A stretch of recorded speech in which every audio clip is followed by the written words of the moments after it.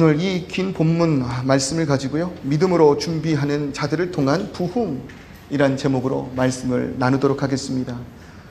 느헤미야 본문을 가지고 좀 시리즈 설교를 하려고 했어요. 그럴 때에 지난주 저희 교회 설립을 위한 시찰이 있었고, 그래서 한 주를 건너뛰어서 오늘 느헤미야 2장을 가지고 말씀을 전하게 되었습니다.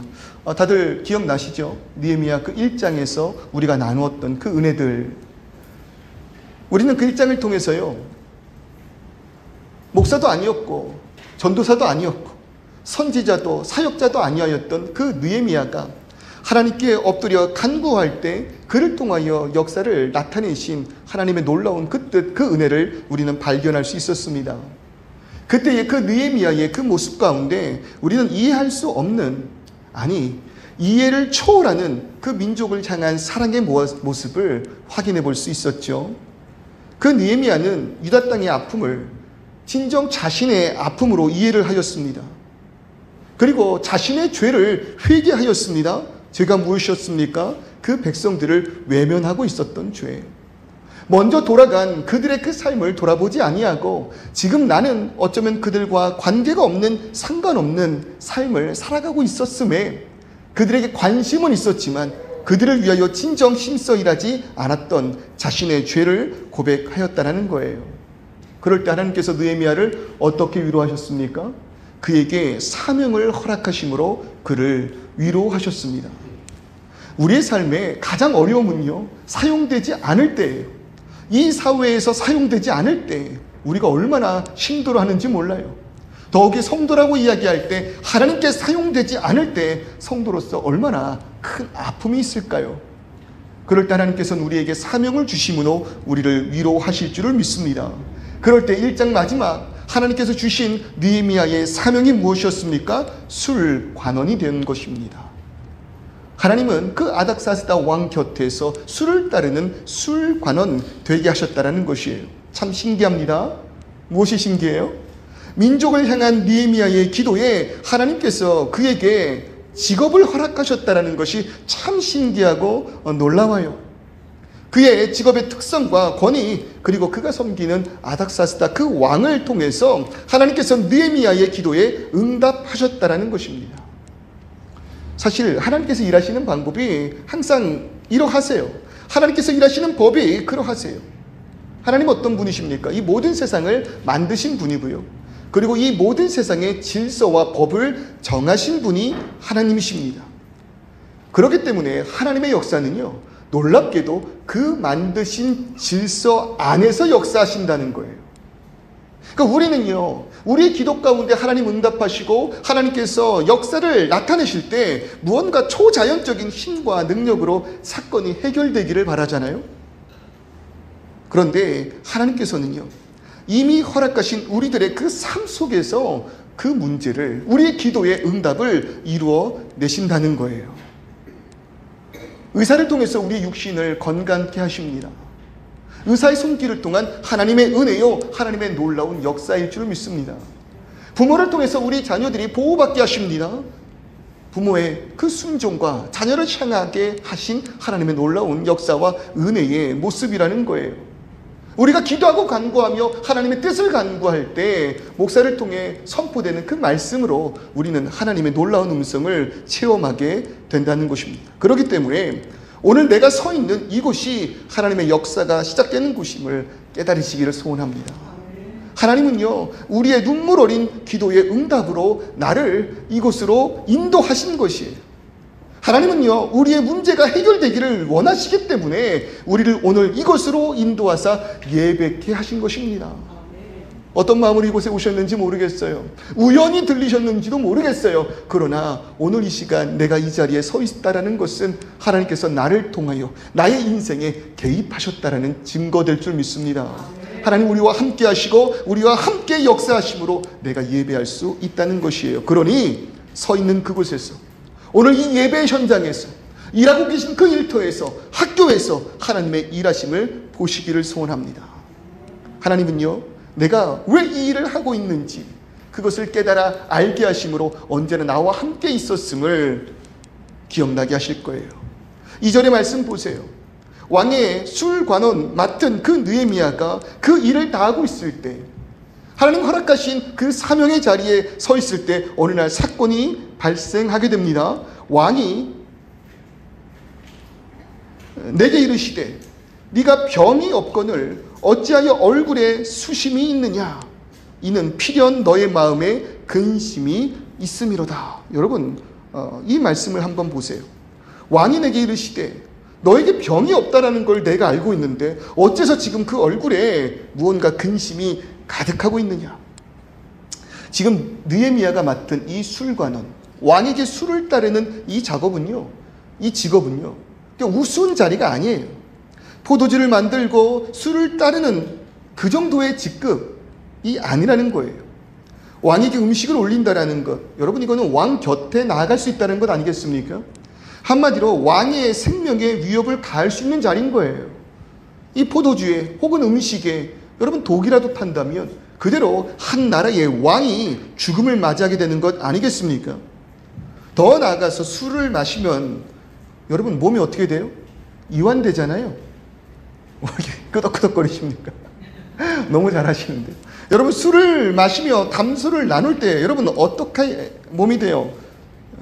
몸의 긴장이 풀리잖아요. 느슨하게 되는 효과가 있잖아요.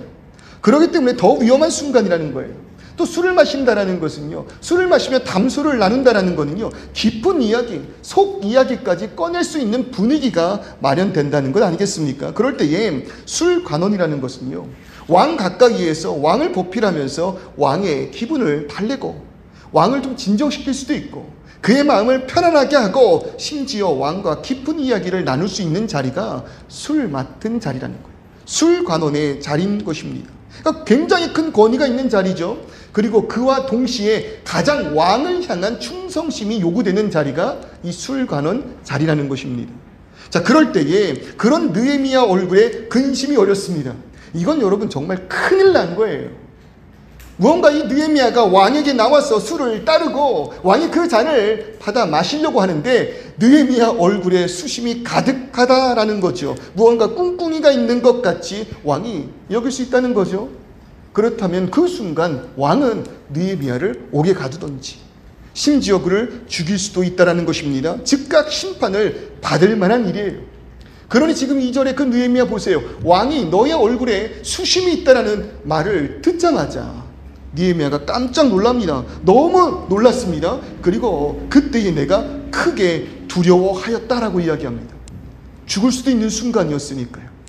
그래서 엎드려 이야기하는 건 무엇입니까? 내 마음에 당신을 해하려고 하는 그런 마음은 없습니다. 그러면서 사실 내 마음속에 있었던 그 근심의 원인을 왕에게 솔직하게 쏟아내고 있다는 거예요. 3절에 그 말씀, 왕은 만세수를 하옵소서. 내 조상들의 묘실이 있는 성읍이 이제까지 황폐하고 성문이 불탔사오니 내가 어찌 얼굴에 수심이 없사오리까. 지금 너무나도 큰 위기의 순간 느헤미야가 엎드려져서 자신의 그 속마음을 이야기하고 있는데 느헤미야 인생 가운데 너무나 큰 위기가 맞닥뜨려졌는데 여러분, 이 순간 놀라운 일이 벌어집니다. 큰 실수였고 내 삶의 오점이라고 이야기할 수 있는 그 순간 놀라운 일이 벌어진다는 거예요. 4절에 그 말씀 뭐라고 이야기합니까? 왕이 내게 이르시되 그러면 네가 무엇을 원하느냐? 죽임받아 마땅한데 옥에 갇혀도 할 말이 없는데 이 자리에서 내가 꼬꾸라지더라도 인생 가운데 이 모든 것은 내 책임이었다라고 자책할 수밖에 없는 그러한 순간에 왕이 하는 말이 무엇이라고요? 네가 그렇다면 무엇을 원하느냐? 여러분, 저는 당연히 일어나야 하는 그 일이 일어나지 않을 때 혹은 일어날 수 없는 일이 일어나는 그 순간을 기적이라 그렇게 표현하고 싶습니다. 여러분, 기적이 뭐예요? 내가 할 수 있는 일이 아니라고 이야기할 때, 그렇게 생각할 때 무언가 외부에서 오는 신적 그 능력을 통하여 말도 안 되게 할 수 없는 일이 이루어지는 순간 우리는 기적이라 이렇게 이야기하잖아요. 반대도 마찬가지예요. 여러분, 기적을 오해하지 마세요. 안 돼야 되는 일이 되는 것만 기적이 아니에요. 이건 무조건 돼야 하는 일이에요. 모든 것이 다 준비가 됐어요. 그러니 마땅히 이것이 이루어져야만 해요. 그런데 그 일이 되지 않아요. 그것 또한 여러분 기적이라는 거예요. 왜요? 무언가 내가 마땅히 할 수 있는 그 일에 신적인 개입이 있었다라는 증거가 되니까요. 지금 느헤미야의 이 삶 가운데 하나님께서 개입하신 것입니다. 하나님께서 개입하신 것이에요. 죽어 마땅한 그 순간 하나님이 개입하심으로 인하여 듣지 못할 그 소리, 네가 무엇을 원하느냐, 그 음성이 들어왔다라는 것이죠. 이것이 하나님께서 행하신 그 이름을 느헤미야가 깨달을 수 있는 그 이유는 느헤미야는 기도하는 자였기 때문이라는 것입니다. 여러분, 우리의 일생 가운데 이러한 순간이 있어요. 하나님께서 나를 인도하실 때, 야, 이거 하나님께서 일하신다, 야, 이거 하나님께서 나를 인도하는 것이라, 여러분, 그렇게 깨달을 수 있는 그 능력이 어디에 있다고요? 하나님의 일하심을 인지할 수 있는 능력은 기도의 능력입니다. 여러분, 기도하지 않았다면요, 느헤미야에게 있어서 이 일은 그냥 우연입니다. 너무나도 큰 우연이 나에게 다가왔다, 이렇게 이야기할 수 있지만, 기도하는 자라면요, 이 우연이 그냥 우연이 아니라 하나님의 일하심, 하나님께서 나를 인도하심의 증거가 된다는 것이에요. 그러니 기도하는 자가 하나님의 행하심의 능력을 깨달을 수 있기 때문에 기도하는 자들은 성공의 자리에서 교만하지 않는다는 것입니다. 실패의 자리에서 절망하지 않는다는 것입니다. 기도하고 있었기 때문에 성공하는 그 순간 이 모든 역사가 하나님의 인도하심의 은혜임을 깨달아 나를 낮춰서 하나님 앞에서 범죄하지 않게 하는 능력이 되는 것이고, 마땅히 일이 되어야 하는 순간임에도 불구하고 기도하고 있었던 나에게 닥친 실패는 절망으로 나를 무너뜨리지 아니하고 오히려 그 가운데에서 하나님의 그 크신 뜻을 구하게 하심으로 절망의 순간 더욱더 가까이 계신 하나님을 발견할 수 있는 능력 되게 하신다는 거예요. 그러므로 인하여 흘리고 있는 그 눈물을 닦고 그 일을 통해 역사하실 하나님의 계획을 기대하게 되는 것입니다. 그것이 어떤 능력이라고요? 기도의 능력입니다. 기도가 이렇게 중요한 것입니다. 하나님이 일하셔도요, 기도하지 않는 자들은 하나님을 발견할 수가 없다는 거예요. 그러니 기도하시기를 주님의 이름으로 축원합니다. 느헤미야의 모습을 보세요. 5절의 말씀 보세요. 뭐라고 이야기를 하고 있습니까? 왕이 내게 이르시되 그러면 내가 무엇을 원하느냐 할 때 내가 곧 하늘의 하나님께 목도하며, 이것이 하나님께서 허락하시는 은혜구나, 느헤미야는 깨달을 수 있었다라는 거예요. 그리고 왕에게 이렇게 이야기를 합니다. 왕에게 아뢰되, 왕이 만일 좋게 여기시고 종이 왕의 목전에서 은혜를 얻었다 생각하신다면 나를 유다 땅 나의 조상들의 묘실이 있는 성읍에 보내서 그 성을 건축하게 하옵소서. 이 소원을 이야기하였다는 거예요. 근데 그 왕 옆에 지금 왕후도 같이 앉아 있어요. 지금 이 연회가 조금 큰 연회인 것 같아요. 그래서 이 왕이, 아닥사스다 왕이 자신의 그 아내까지 곁에 두었어요. 그런데 여러분, 아내들, 이 여자들이 얼마나 디테일하고 까다롭습니까? 친구가 와서요, 다른 친구에게 돈을 좀 빌리려고 해. 내가 상황이 좀 이런데, 너무 급한데 돈을 좀 빌리도. 그러면 남자들은요, 의리라는 게 있잖아요.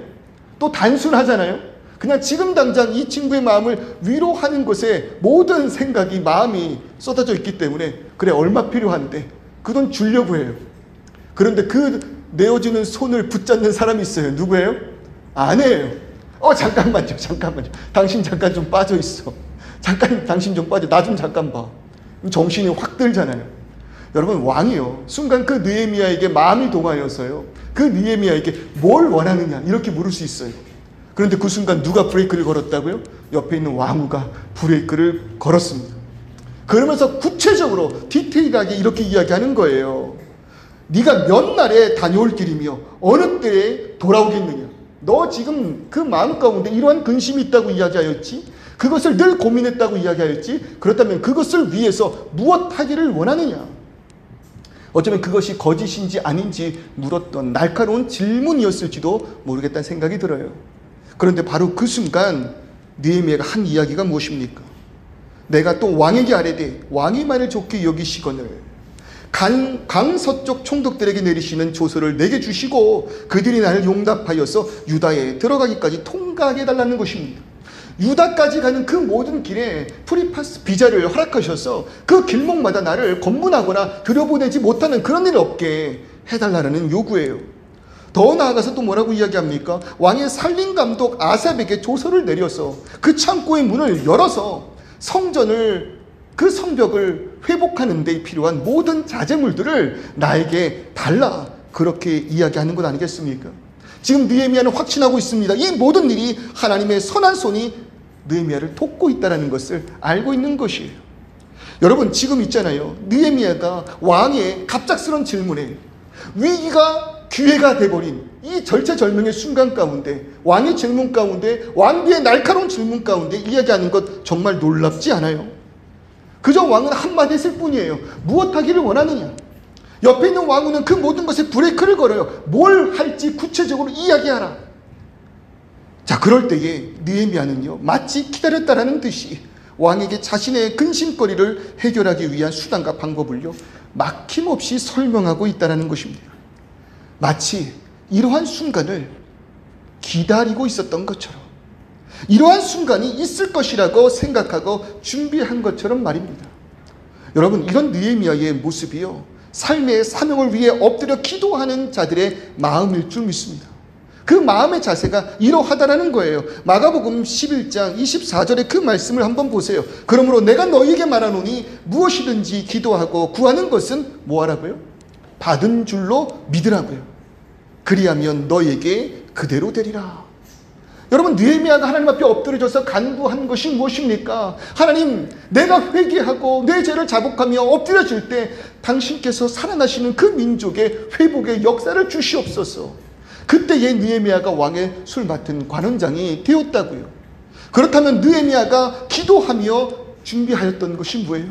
하나님께서 이 일을 행하실 것이라는 그 믿음을 가지고 하나님의 뜻을 위한 기도를 반드시 이루어내심을 믿고 뭐 했다고요? 준비하였다라는 것입니다. 가장 답답한 분들이 계세요. 기도만 하시는 분이, 물론 기도도 안 하시는 분들 계시죠. 그러한 분들보다 기도하시는 분들이 훨씬 훌륭하신 분이죠. 그런데 여러분, 답답함이 있어요. 어떤 답답함이에요? 기도만 하세요. 하나님 앞에 참 그 뜻이 귀해요.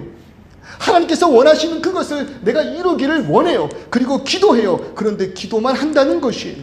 여러분, 하나님 어떤 분이시라고요? 아까 말씀드렸잖아요. 하나님은 질서를 통해 일하시는 분이라는 거예요. 우리가 기도하고 엎드려질 때 갑자기 하늘에서 무언가 그 해답을 뚝 떨어뜨리시는 분이 아니시라는 거예요. 물론 초자연적으로 우리의 삶에 개입하셔서 우리의 병을 낫게 하시고 우리를 구원하시고 우리의 삶을 회복시켜 주시는 주님일 줄은 믿습니다. 그러나 보통 하나님 일하시는 그 방법은 기도하는 자의 헌신과 충성과 준비를 통해 일하신다는 거예요. 제가 청년부를 감당할 때 정말 답답한 그 친구들이 있었어요. 결혼 정년기예요. 결혼을 해야 돼요. 얼마나 그 소원이 갈급한지 기도회 때마다 나와서 기도를 해요. 심지어 금요일, 그 주말 저녁 철야 예배도 나와서 기도를 해요. 그러면 그 모습을 보고 답답한 거예요. 기도가 충분하니 금요일 저녁에는 좀 나가서 사람을 좀 만나라는 거예요. 이성을 만날 수 있는 그런 장소로 좀 가라는 거예요. 좀 외모를 꾸미고 머리도 좀 자르고 옷도 깔끔하게 입고 그렇게 나가라는 거예요. 여러분, 백날 그 앞에서 울부짖으며 기도할 때 주시옵소서라는 그 기도에 갑자기 형제 한 분이 손을 붙잡으며 제가 여기 있습니다. 여러분, 그런 일이 안 일어납니다. 청년들 잘 들으세요. 그런 일 안 일어납니다. 시험 보는 학생이 그 떨리는 마음으로 주님, 저 사랑하시죠? 저는 주님의 역사를 믿습니다. 이 모든 세상을 창조하신 주님께서 그깟 이 문제 하나 알지 못하실 리 없지 않습니까? 사랑하는 자녀에게 시험을 주지 마옵시옵소서. 믿습니다. 여러분, 찍는 모든 답마다 여러분, 그것이 정답일 리가 없다고요. 하나님은 질서를 통해 역사하시는 분이십니다.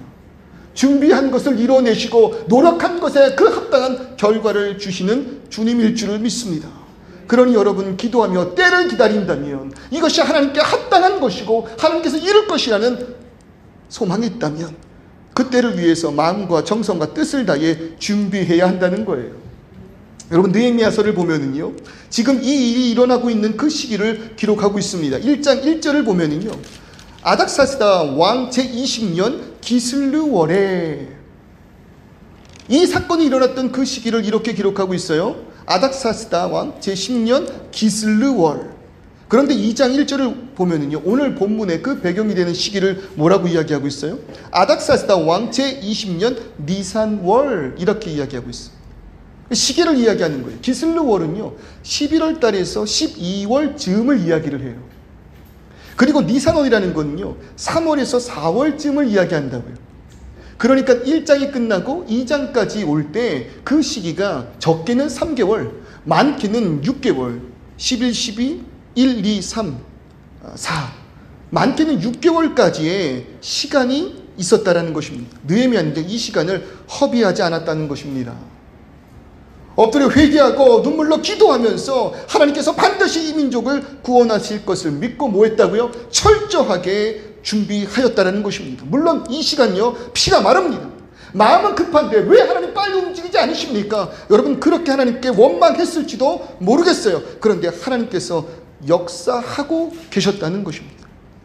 그것을 믿고 느헤미야는 뭐 했다고요? 인내했다고요. 준비하였다고요. 여러분 믿음의 증거는 인내일 줄 믿습니다. 내가 그것을 진정으로 믿는다면 믿음 가운데에는 그때를 기다리는 인내가 나타나요. 그리고 인내하며 뭐 한다고요? 그때를 위하여 준비한다고요. 이곳에서 지금 예배를 드리고 있는 우리 학생들에게 부탁드리고 싶어요. 하나님께서 여러분들을 반드시 사용하실 것입니다. 하나님께서 여러분들과 함께 하심으로 인하여 여러분들의 일과 헌신과 순종을 통하여 하나님 이 땅 가운데 그 뜻을 이뤄내실 줄 믿어요. 아직은 저 비전을 잘 모르겠어요. 저 뭐 해야 될지 모르겠어요. 여러분 그러면은요 일단은 있는 그 자리에서 최선을 다해 공부하세요. 최선을 다해 공부하세요.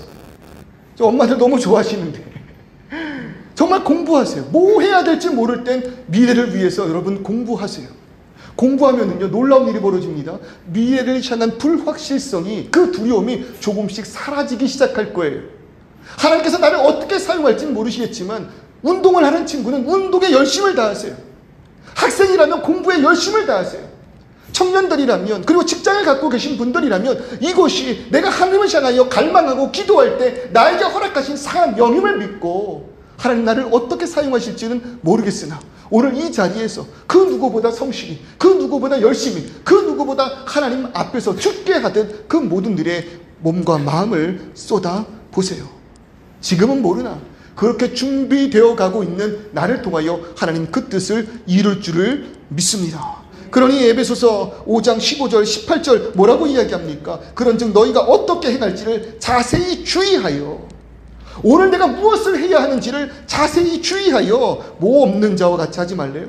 지혜 없는 자 같이 하지 말고, 여기서 말하는 지혜 없는 자는요 뒤에 나오는 술 취한 자를 의미합니다.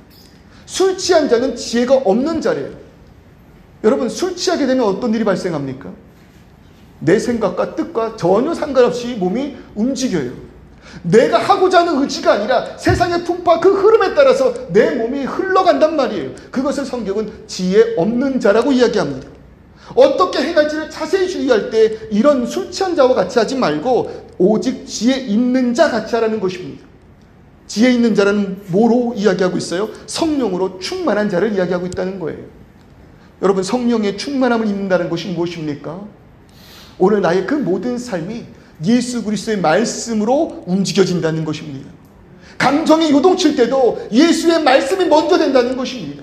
환경이 무너지는 순간에도 예수의 말씀이 먼저 된다는 것이에요. 왜요? 성령 하나님이 예수의 말씀을 깨달아 알게 하시니까. 그것이 바로 지혜 있는 자입니다.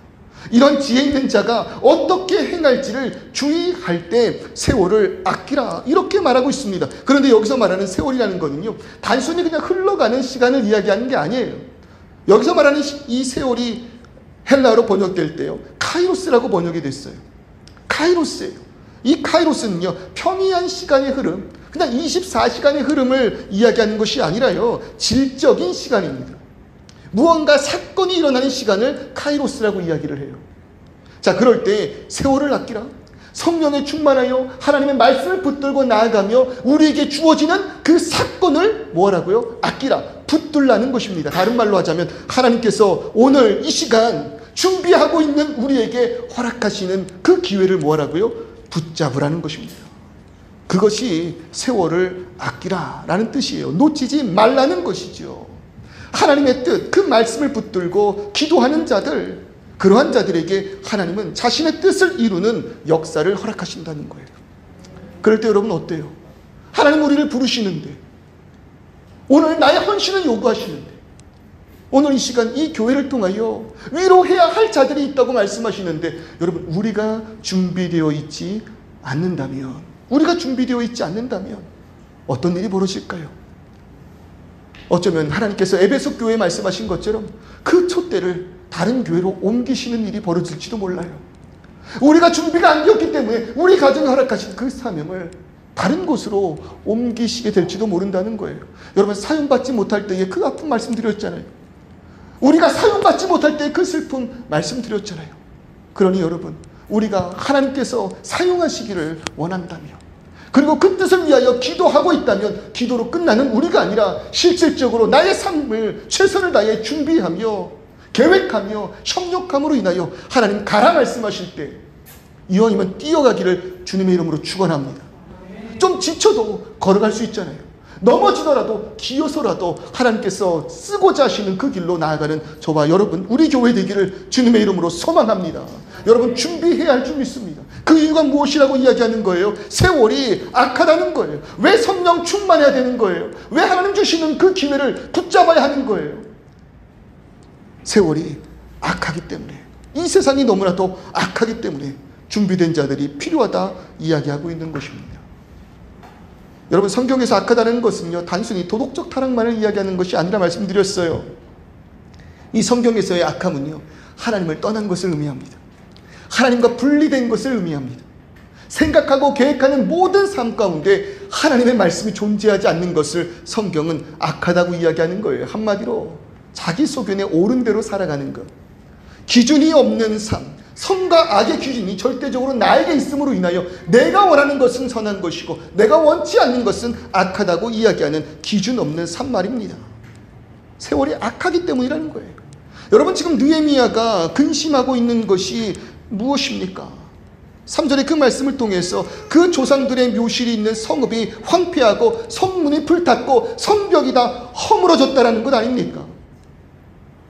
예루살렘의 성벽과 성문이 다 허물어진 것, 그것이 지금 느헤미야의 아픔이라는 것입니다. 여러분, 성벽의 역할 무엇입니까? 외부의 세력으로부터 그 백성을 보호하는 역할, 그것이 성벽의 역할 아닙니까? 성문의 역할이 무엇입니까?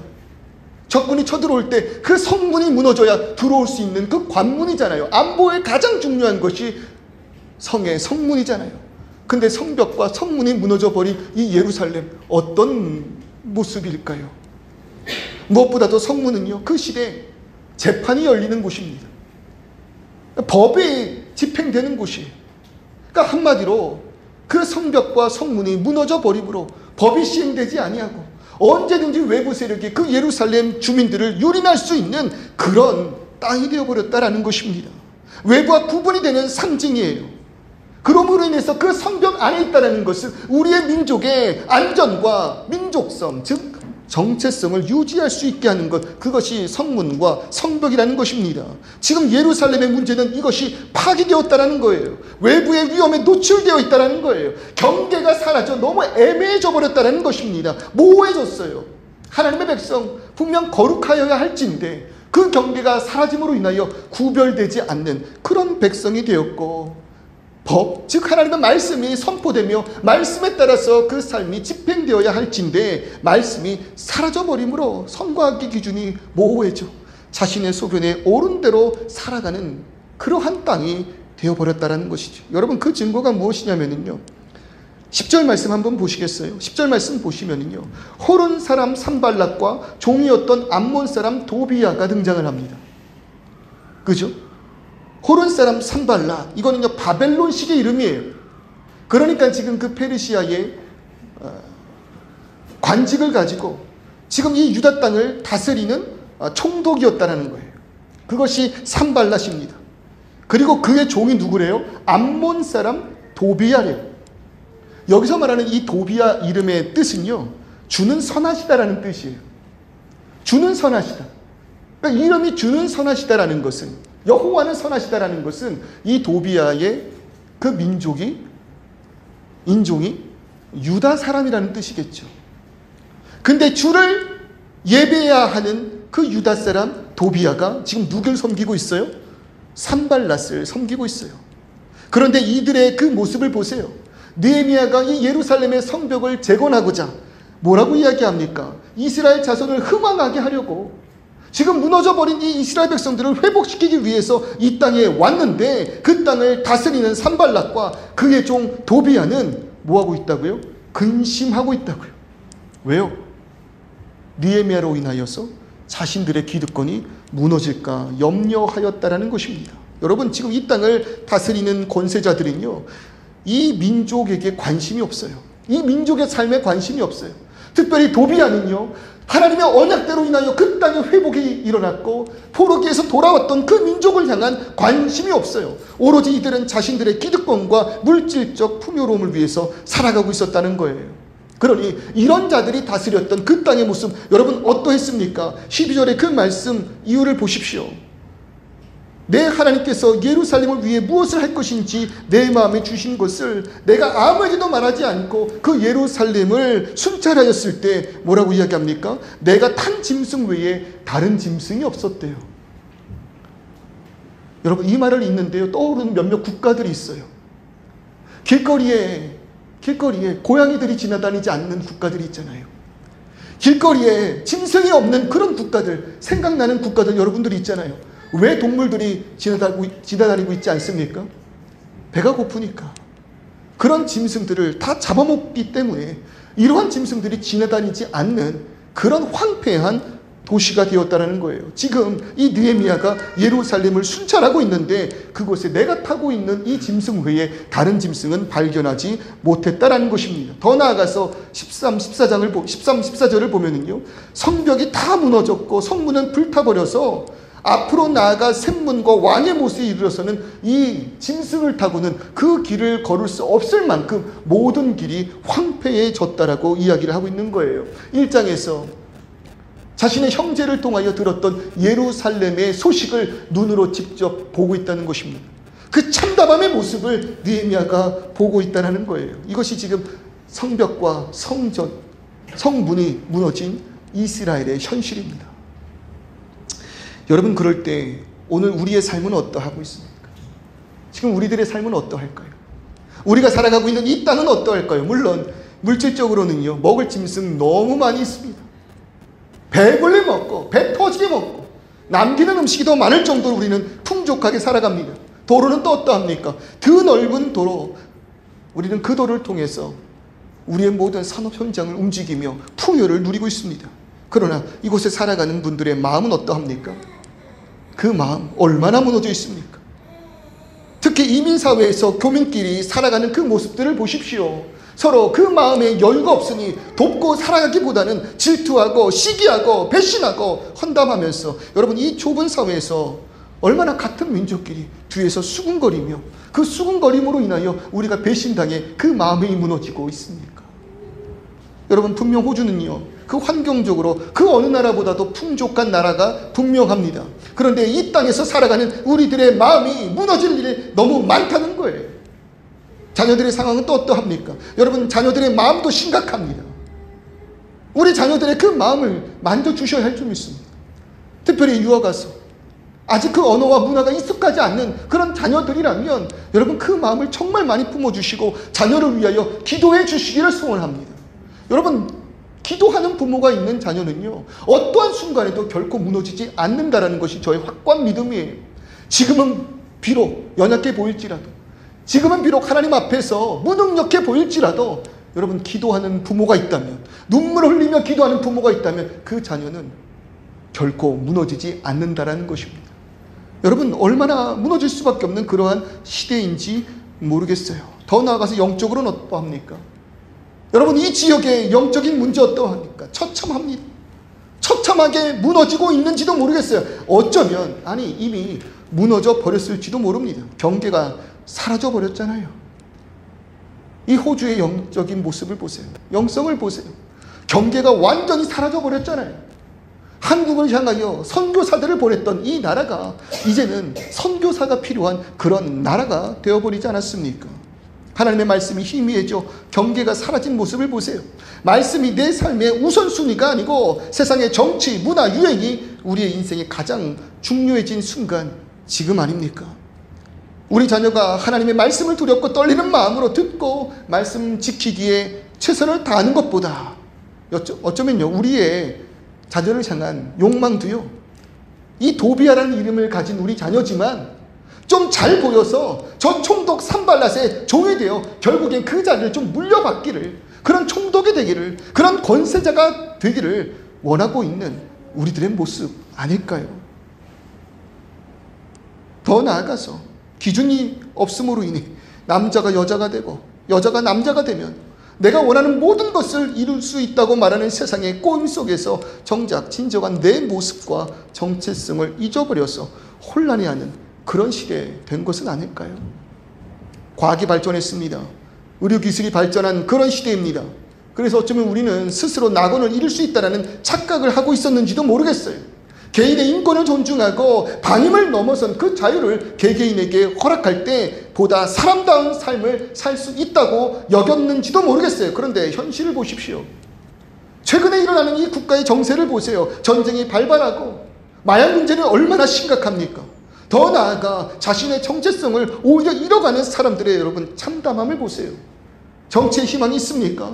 정치는 탐욕으로 물들고 서로의 이기심으로 남을 해하고 살아남기 위해서 약한 자들을 짓밟고 있는 이 세상을 보시라는 거예요.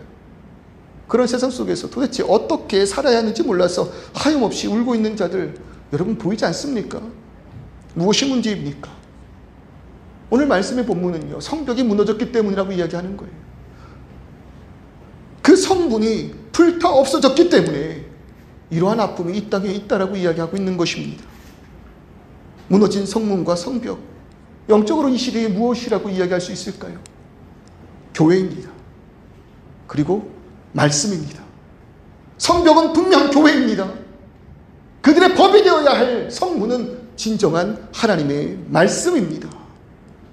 교회가 세상을 악으로부터 보호하고 말씀의 성문으로 세상에 희망이 되어야 한다는 것입니다. 그런데 오늘의 비극이 무엇이에요? 교회가 세상의 도덕보다 뒤떨어지고 오히려 더 큰 탐욕으로 세상을 다스리려고 할 때 여러분 성도조차도 서로 사랑하지 않고 분열하고 자신의 유익만을 쫓을 때 여러분 이 땅에 성벽과 성문이 무너지고 불타 없어져 버린 그런 세상이 되어져 버렸다는 것입니다. 그럴 때에 말씀을 사모하고 말씀대로 살기보다 종교적 활동으로 세상의 유익을 구하는 우리의 기도가 이 성벽을 무너뜨리고 있다라고 이야기를 한다면 여러분 오늘 이 시간 진정으로 그 회복의 역사가 일어나야 되는 것 아니겠습니까? 교회가 많다고 이야기합니다. 얼마나 많은 교회가 있는지 몰라요. 브리즈번에 한 50여 개 되는 교회가 있어요. 그렇게 많은데 또 교회를 세웁니까? 누군가들은 그렇게 비아냥거려요. 그런데 여러분 통계를 보면은요, 교회가 분명 줄어들고 있습니다.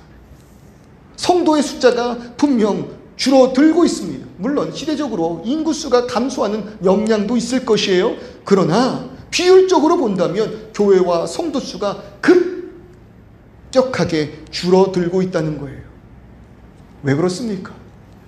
그들이 교회 안에서 희망을 발견하지 못했기 때문 아닐까요? 엉뚱한 것을 붙잡고 있는, 건물은 커졌지만 정작 영적인 성벽과 성문이 다 무너져 버린 우리에게 희망을 발견하지 못함으로 인하여서 떠났기에 그러한 일이 벌어진 것 아닐까요? 그러기에 더 많은 교회가 세워져야 할 줄 믿습니다.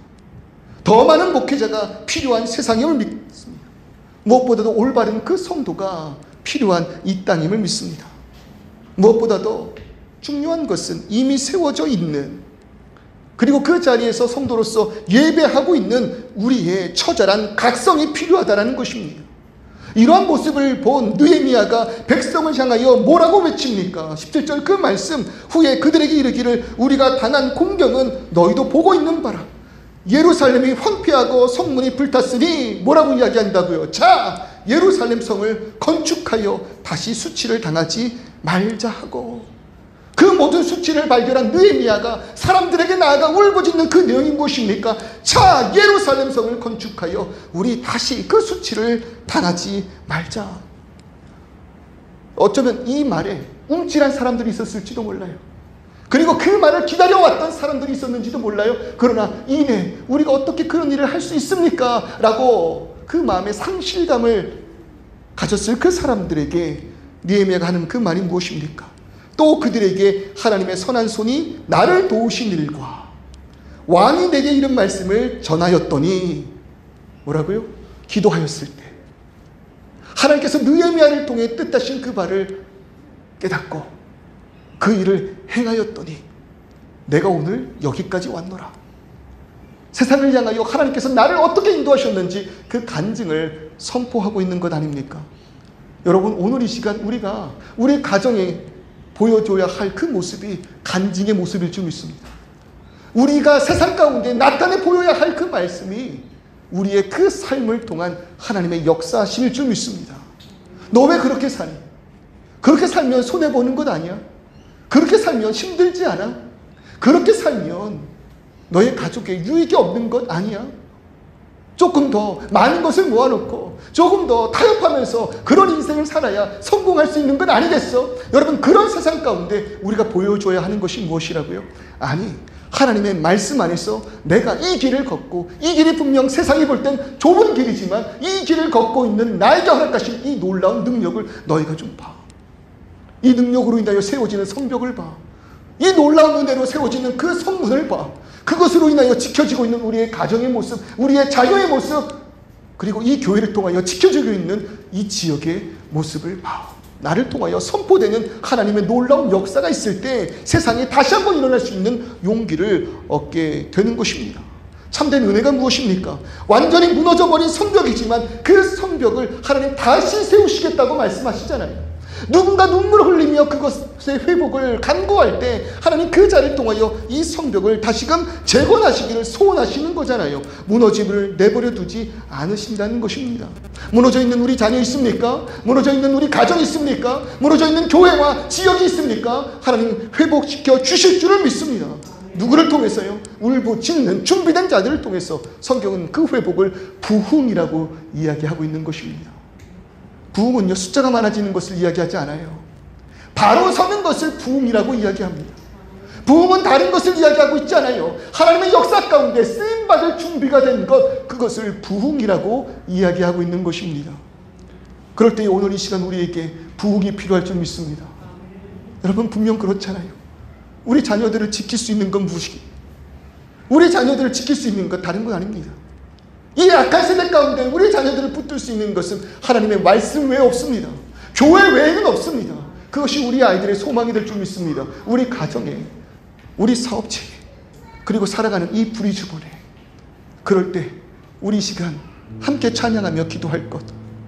주님, 무너졌음을 인정합니다. 아니, 오히려 더 무너져야 합니다. 헛된 우상들을 우리가 붙들고 있다면 그 모든 것들이 다 무너져야 합니다. 새로 쌓아 올려야 합니다. 그럴 때 아버지, 그것이 큰 아픔이 되겠고 큰 어려움과 큰 슬픔이 될 수도 있겠지만 그 가운데 회복의 역사, 부흥의 역사를 허락하여 주옵소서. 우리 시간 같이 찬양할 때 가사를 제가 미처 준비하지 못했나 봐요.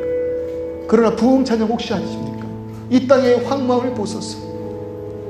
우리가 오늘 이 시간 하나님 앞에 울부짖으며 엎드려질 때 부흥의 그 놀라운 역사가 일어날 줄 믿습니다. 혹시 핸드폰 있으신 분들은요, 가사를 한번 찾아보셨으면 좋겠어요.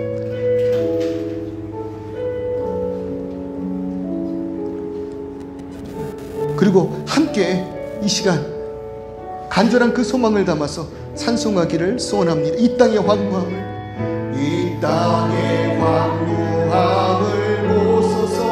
하나님, 무너진 그 땅을 세우는 국률에 베푸시는 주여, 우리의 죄악 용서하소서. 그리고 이 무너진 땅, 이 땅 고쳐 주소서. 이제 우리 모두 하나 되어 이 땅에 무너진 그 성벽과 성전, 그 기초를 다시 쌓을 때 우리의 우상들을 대우시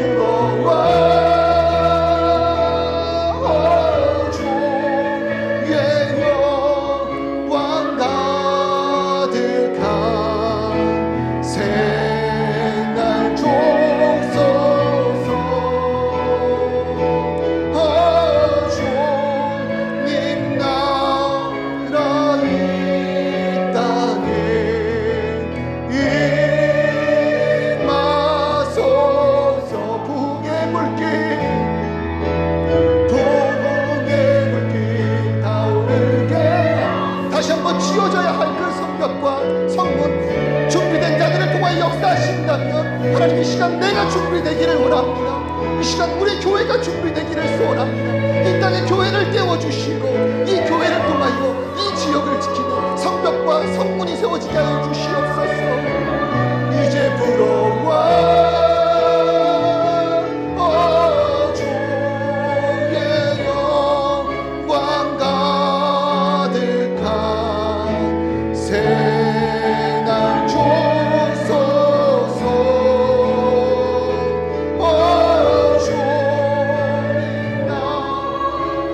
이 땅에 임하소서.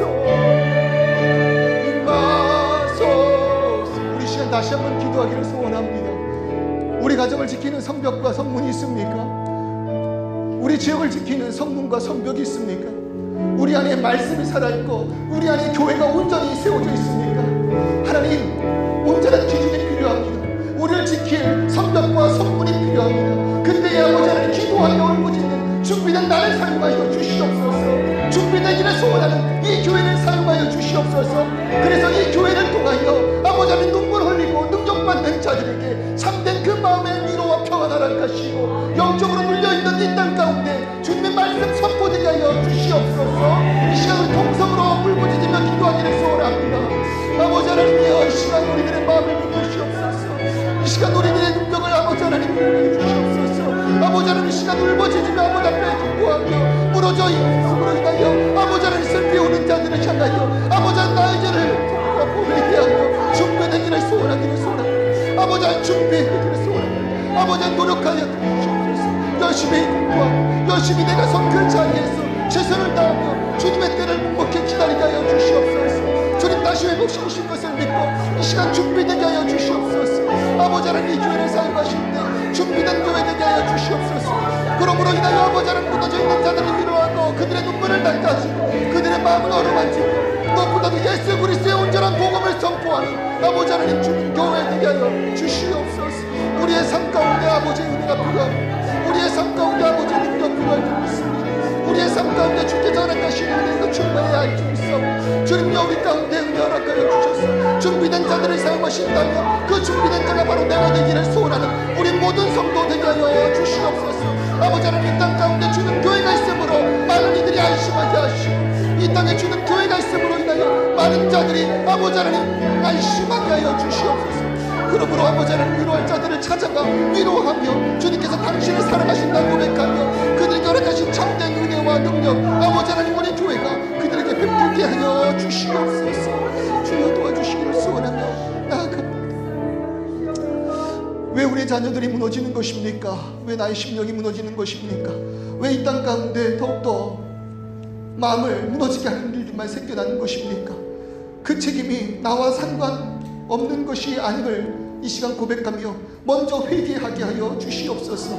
그럴 때 아버지 하나님 이 시간 주님 앞에 선신의 마음으로 오늘 내가 해야 하는 그 일에 대하여 충성을 다하여 순종할 수 있게 하실 때 준비된 자, 하나님 사용하시는 그 자가 바로 내가 되게 하여 주시옵소서. 우리 교회 되게 하여 주시옵소서. 그러므로 인하여 무너진 성벽과 성문을 재건하기 위해 헌신하려고 할 때 용기 주시고 능력 주신 바 그것을 감당할 수 있는 아버지 하나님 우리 심령 되게 하여 주시옵소서. 부흥 일어나기를 원합니다. 이 땅 가운데 다시 한번 영적인 부흥이 일어나기를 소원합니다. 우리의 자녀의 심령 가운데 부흥이, 우리 가정의 부흥이, 우리 사업체의 부흥이, 우리 교회의 부흥이, 무엇보다도 우리 교회가 속한 이 브리즈번 땅에 영적인 각성운동이 그 부흥이 일어나기를 소원하오니 그때 아버지 하나님 우리를 사용하여 주옵소서. 한 주간 우리들의 삶 어느 곳에 있든지 주님의 뜻을 나타내는 간증의 삶 되게 하실 때 우리들의 그 심령에 참된 평안과 기쁨 가득하게 하여 주옵소서. 예수님의 이름으로 기도드립니다. 아멘.